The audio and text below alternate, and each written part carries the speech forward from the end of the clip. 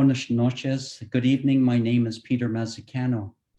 And thank you for inviting me here today, virtually, of course, in Peru, to talk about impediments in international contracts.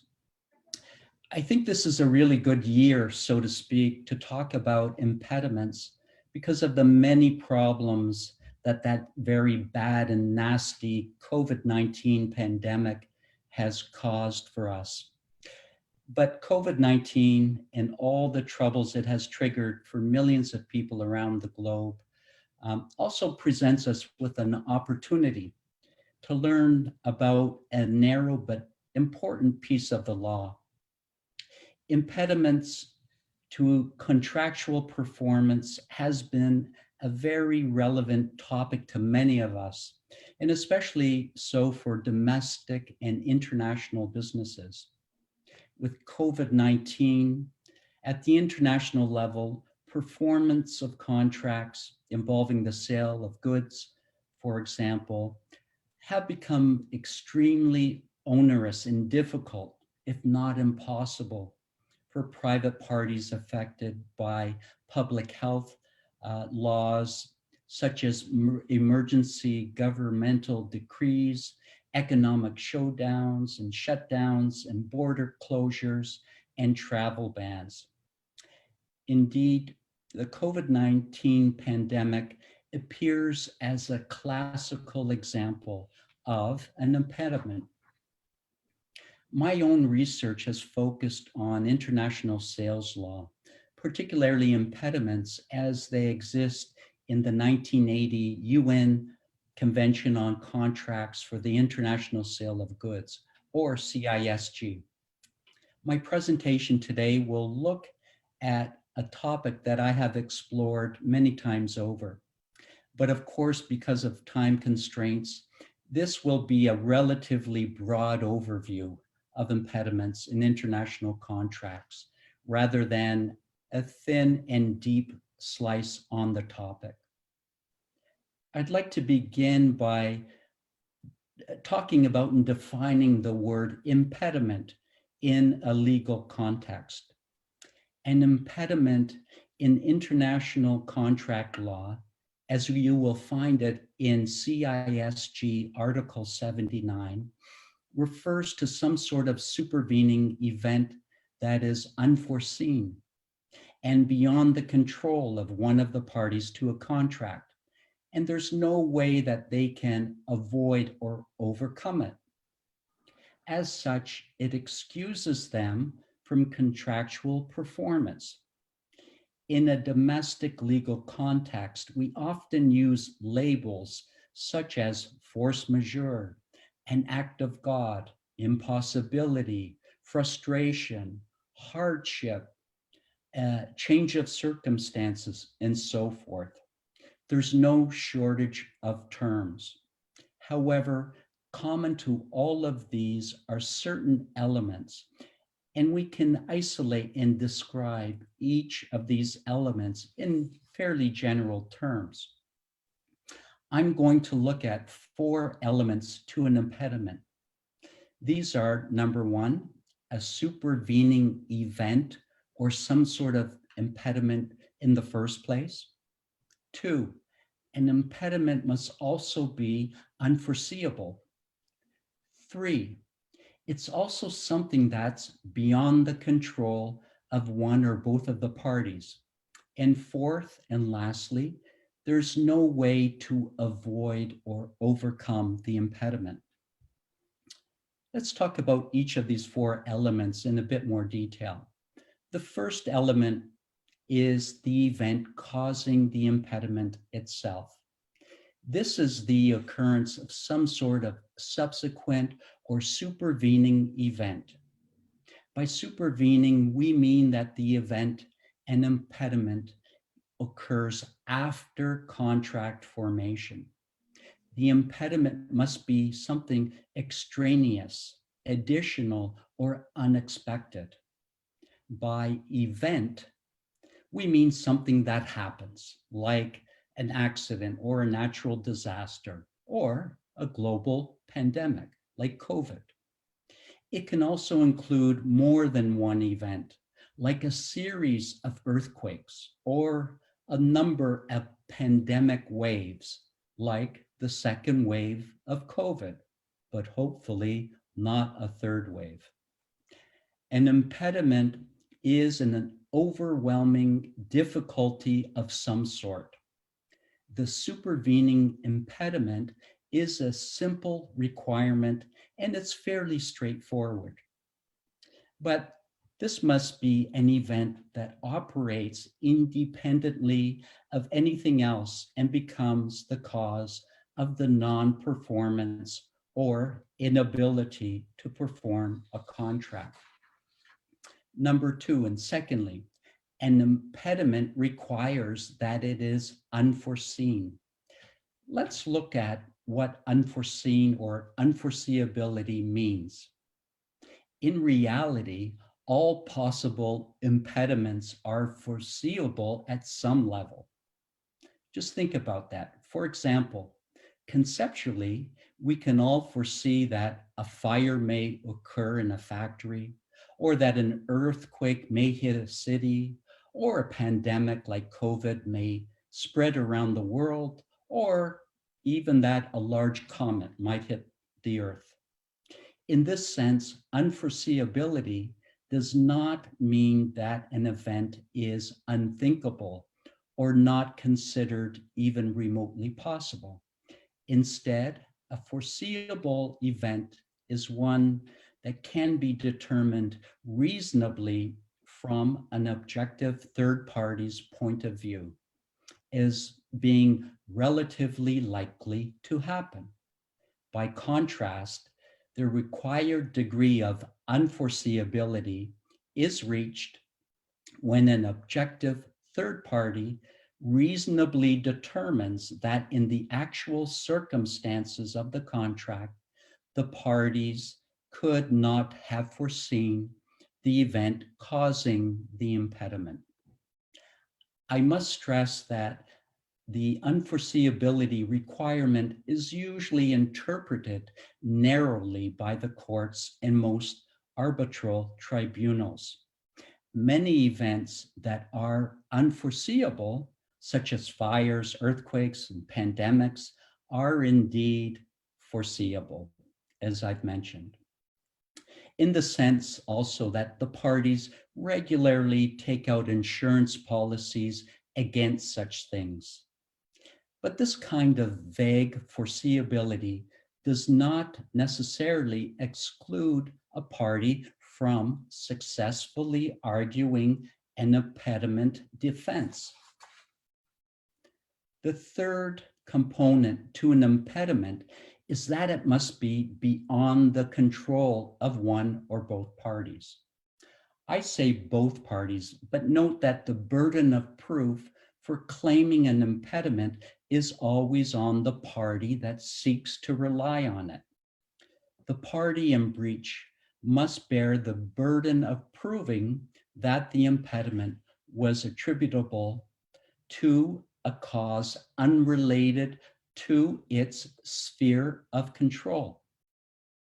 Getting back to an event that's beyond the control of a party, overwhelming external difficulties, basically, in other words, an impediment, is said to fall outside a party's sphere of risk. This is one of the key requirements for a successful impediment defense. But clearly, simply refusing to act to fulfill a contract because of the extra costs or effort cannot be grounds constituting an impediment. However, a party is not necessarily required to go to any and all lengths to fulfill its contractual obligations in certain cases. But finding the limits of the sphere of risk is an integral part of assessing the grounds constituting an impediment. The sphere of risk is a concept used to describe the risks a party or business has to bear. It's influenced by contractual risk allocation and practices and usages, but some factors are commonly seen to fall within a party's sphere of risk and can be named. For example, financial capacity, personal circumstances, and liability for a company's own employees, and even its own suppliers in some cases, are risks that typically belong to a party's sphere of control and thereby do not usually constitute an impediment. However, anything outside the sphere is said to be beyond the control of a party. An example of such a risk is procurement risk, which is generally borne by the seller. However, difficulties in procuring parts for a machine may be an impediment if a third party that was supposed to provide the parts is unable to do so because of a bona fide impediment, and there's no other supplier for that particular part in the marketplace. If the part is available elsewhere in the marketplace, but it's more expensive to the seller or costs extra to acquire, even if it might lead to a loss, those are not thought to be grounds for declaring an impediment. Procurement risk and the extra costs are always thought to be within a party's sphere of control and sphere of risk. Now, fourthly and finally, there must be no way for a party to avoid or overcome the impediment. In other words, a party must try to do anything and everything it can to avoid or overcome the impediment, within reason, of course. A party is generally obliged to fulfill its contractual obligations. This is part of the pacta principle, pacta sunt servanda in Latin. Contracts must be honored. The pacta principle is common to every legal system in the world. Contracts are to be fulfilled, and any possible losses or loss of profit are thought to be part of a business's risk. This also includes the duty to offer commercially reasonable substitutes if the circumstances allow it, and to bear additional costs or even a loss to overcome any difficulties. We've talked about impediments, and now I'd like to speak more directly about impediments as they exist in Article 79 of the CISG. As Peru is a signatory state to the CISG since signing on in the year 2000, this is hopefully very relevant to your legal studies. We have so far looked at impediments very generally, and I've hinted at the fact that an impediment can be a problematic legal doctrine, commonly referred to as force majeure, an act of God, impossibility, hardship, or frustration in various domestic legal systems. However, impediment and its domestic law equivalence is embodied in CISG Article 79 under very neutral wording. And this wording reads, quote, failure to perform due to an impediment beyond his control, unquote.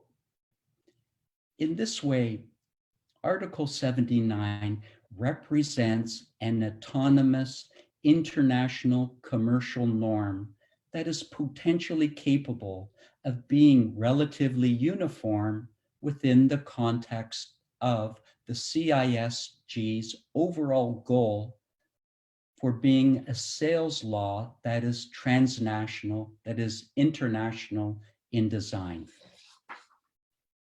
A premise that I have explored in my research is that while Article 79 may have developed out of an amalgamation or blending and mixing of similar national legal concepts like force majeure, frustration, change of circumstances, hardship, and so forth. But in turn, Article 79 grew from conflicting ancient Roman maxims or principles as well, one being pacta sunt servanda, the other being rebus sic stantibus, assuming things remain the same. Article 79 stands alone as an autonomous international principle. And in my view, it belongs to a private legal order and is part of the non-state lexicon or terminology or lingua franca, as a lot of us in the CISG world say, of a very new law merchant or lex mercatoria. I believe this development plays a crucial role for uniformity in international sales law. It supports the idea that in certain cases, especially in international commercial transactions, individual domestic legal norms, doctrines, and principles can transcend state or national borders and may ultimately coalesce or come together into and form an autonomous international commercial principle, regardless of their very own individual and distinctive legal developments in those state-based and national jurisdictions. This is private lawmaking in the works. And this private lawmaking is evidence of a growing autonomous global legal order that is, to some extent, perhaps even to a large extent, independent of the state. I'd like to now talk about the CISG and Article 79 as this autonomous legal principle. One of the unique aspects of CISG Article 79 is its aspiration to bridge the differences between the civil law's principles of force majeure and all of those natural and national variants with the common law's limited recognition of principles like frustration and impossibility. So the CISG and Article 79, I think, provides an excellent example of this attempt to bridge the common law and the civil law. And like many provisions within the CISG, Article 79 represents a compromise between the civil law and the common law. However, it's more than just a compromise provision. It is, in many respects, a self-contained, autonomous, and independent concept that must be read and interpreted without reference to domestic or national legal principles. In plain, very generic and neutral language, the CISG expresses a situation as in, for example, Article 79, subsection 1. And I'll read that to you. Quote, "A party is not liable for a failure to perform any of his obligations if he proves that the failure was due to an impediment beyond his control, and that he could not reasonably be expected to have taken the impediment into account at the time of the conclusion of the contract, or to have avoided or overcome it or its consequences, unquote.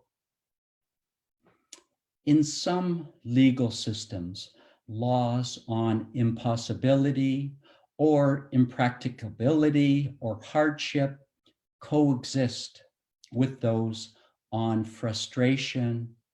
And we also have countries with laws on force majeure, improvision, and so on. Article 79 transcends beyond these associated domestic legal concepts to embrace a wide range of excuses for non-performance. In Article 79, there is no distinction between the different types of non-performance. It can apply to virtually any impediment. CISG Article 79 was designed to trump or supersede or to override similar domestic law provisions.